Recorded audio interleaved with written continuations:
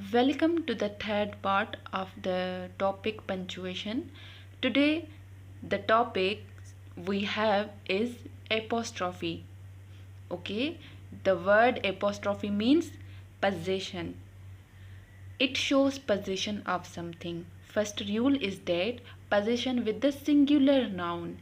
For example, the company's policy on remote work has changed. Here, company is our singular noun.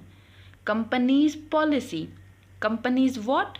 Policy. So here policy is the possession of our company.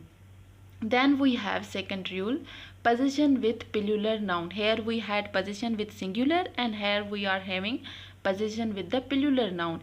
In plural nouns, apostrophe is added at the end of the word, like just after the s. In singular we have the apostrophe just before the s, and in plural we have apostrophe at the end of the word. The country's economies are interconnected. If we write here, for example, boys hostel, we have to write like this, boy, then we have to s, then we have apostrophe, means it is the hostel of the plural boys, means there are many of the boys. If we write boy, then we add apostrophe and then s, it means it is the hostel of only a single boy. Okay, here we had number 3 rule of position, apostrophe is it shows position with plural not ending in s. For example, woman is our singular.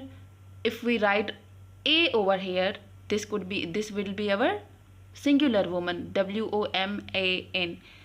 Now to form its plural, which is called irregular plural nouns, we have change of a single letter. So it is women, woman means plural. So here in plural we have to add s just after the apostrophe. We have to add apostrophe first and then s. The woman's right movement has made significant progress.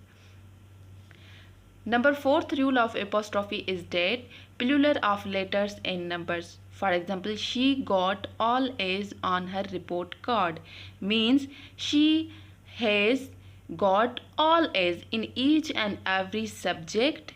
She has got A grade. Okay, there are five sevens in the lottery number, means the number we had, in that number there are 7 5s, like 7 1 2 3 4 and 5 numbers we have are of 7, and then later on the other numbers are like that. Okay,